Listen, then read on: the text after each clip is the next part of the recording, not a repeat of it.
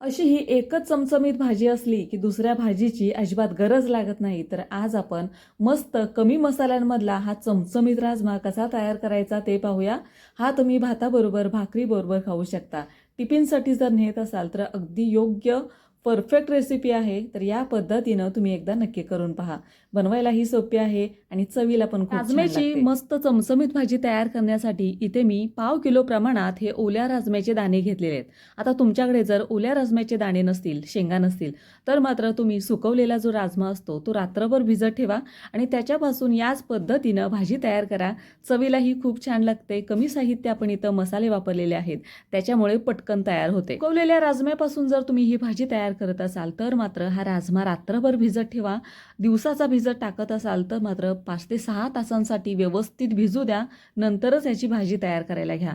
कारण ह्या बिया लवकर शिजत नाहीत आणि भाजी घालताना कढईमध्ये न घालता कुकरमध्येच घाला. कारण कुकरमधली 2 ते 3 शिट्ट्यांमध्ये राजम्याची भाजी ही पटकन होते. तर मी इथं गॅसवरती कुकर ठेवलेला आहे आणि त्याच्यामध्ये 2 पळी इथं मी तेल घेतलेलं आहे. तेलाचं प्रमाण तुम्ही तुमच्या आवडीप्रमाणे कमी जास्त करून घ्या. तेल गरम झालं की त्याच्यामध्ये मीडियम साईजचा कांदा बारीक कट करून टाकलेला आहे. अगदी साध्या सोप्या पद्धतीनं आपण ही भाजी तयार करतोय. त्याच्यामुळे जास्तीचा वाटणा घाटणाचा जास्त फापट पसारा न करता कमी मसाल्यांमध्ये आपण ही पटकन अशी ही छान अशी रसरशीत भाजी आपण तयार करणार आहे. तर कांदा हलकासा लालसर झाला की त्याच्यामध्ये अद्रक लसूणची 1 चमचाभर पेस्ट मी इथं करून टाकलेली आहे. अद्रक लसूणची पेस्ट 1 ते 1.5 चमचा तुम्ही वापरा. कारण ह्या भाजीमध्ये थोडंसं लसूण आणि अद्रक जास्त असेल की त्याची चव अगदी छान येते.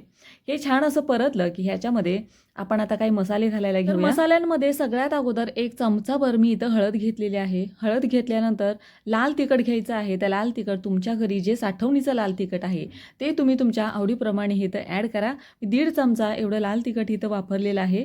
लाल तिखट घेतल्यानंतर 1 छोटा चमचा इथं मी गरम मसाला टाकलेला आहे. गरम मसाला टाकल्यानंतर 1 चमचाभर मी इथं धणा पावडर टाकलेली आहे. आता हे व्यवस्थित आपल्याला परतून घ्यायचं आहे. चवीप्रमाणे आपल्याला इथं मीठ घालायचं आहे. त्याच्यानंतर बारीक चिरलेली कोथिंबीर पण मी या फोडणीमध्येच टाकलेली आहे. म्हणजे मसाल्यांबरोबर अशी कोथिंबीर परतली की मस्त मसाल्यांचा खूप छान असा सुवास येतो. तर हे व्यवस्थित आपल्याला परतून घ्यायचं आहे. तुम्हाला परत एकदा सांगते, हे तेलाचं प्रमाण आहे ते तुम्ही तुमच्या अगदी आवडीप्रमाणे कमी जास्त करून घ्या. मसाले व्यवस्थित परतले की ह्याच्यामध्ये टोमॅटो घालायचा. टोमॅटो आपल्याला ह्या मसाल्यांमध्ये छान असा परतून घ्यायचा आहे. आपण ह्या मसाल्यांमध्ये मीठ टाकलं होतं, त्याच्यामुळे ह्या टोमॅटो शिजायला जास्त वेळ लागणार नाही. तर व्यवस्थित आपण हे मसाले चांगले परतून घेतल्यानंतर तुम्ही बघू शकता मस्त रंग आलेला आहे आणि छान असं तेल सुटलेलं आहे. तेल सुटलं की समजायचं मसाले आपले व्यवस्थित असे परतलेले आहेत.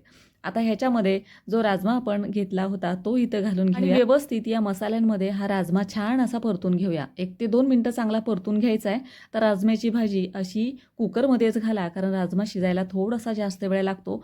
कढईमध्ये जर तुम्ही राजम्याची भाजी तयार केली तर कढईमध्ये राजमा शिजायला खूप वेळ लागेल. तुमचा गॅसही खूप जाईल. कुकरच्या अगदी 2 ते 3 शिट्ट्यांमध्ये ही राजम्याची भाजी अगदी तुम्ही काही वेळातच तयार करू शकता. 2-3 मिनिटं राजमा छान असा आपण परतून घेतला. थोड्या वेळासाठी आपण ह्याच्यावरती झाकण ठेवलं आणि झाकण काढल्यानंतर तुम्ही बघू शकता मस्त राजम्याला छान अशी वाफ सुटलेली आहे. अशा पद्धतीनं थोडीशी वाफ आणून द्यायची, म्हणजे मसाल्यांमध्ये राजमा चांगला परतून घ्यायचा, म्हणजे भाजीला चव छान येते. तर हे पहा मस्त रंग आलेला आहे. आता ह्याच्यामध्ये अजिबात आपण वाटण घाटण टाकलेलं नाही, म्हणजे कोणतंच वाटण तयार करून टाकलेलं नाही. मस्त अगदी कांद्यावरचा हा राजमा आपण तयार केलेला आहे. कमी मसाले टाकलेले आहेत. तर मी इथं पाणी टाकलेलं आहे 1.5 ग्लास. जास्त तुम्हाला पातळ करायचं असेल तर तुम्ही थोडंसं पाणी इथं वाढवू शकता. ही भाजी आहे ती घट्टसरच चांगली लागते, त्याच्यामुळे मी इथं 1.5 ग्लास पाणी टाकलेलं आहे. तुम्ही थोडंसं पाणी वाढवू शकता. आता ह्याच्यामध्ये 1 चमचाभर मी इथं शेंगदाणा कूट टाकलेलं आहे, कारण जे पण आपण कांदा, टोमॅटो आणि इतर मसाले वापरलेले आहेत ते चांगले मिळून येण्यासाठी 1 चमचाभर मी इथं शेंगदाण्याचं कूट टाकलं, कारण शेंगदाण्याच्या कुटाने भाजी चांगली मिळून येते. तर व्यवस्थित हलवून झाल्यानंतर आता कुकरला झाकण लावते आणि ह्याच्या फक्त 3 शिट्ट्या इथं मी काढून घेणार आहे. आता तुम्ही तुमच्या कुकरच्या अंदाजाप्रमाणे शिट्ट्या करून घ्या.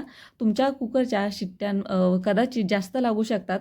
तर मी इथं फक्त 3 शिट्ट्यांमध्ये हा गॅस बंद केलेला आहे आणि थंड झाला कुकर की तुम्ही बघू शकता मस्त आपली भाजी तयार झालेली आहे. याच्यावरती हलकीशी मी हिरवीगार मस्त कोथिंबीर चिरून टाकलेली आहे.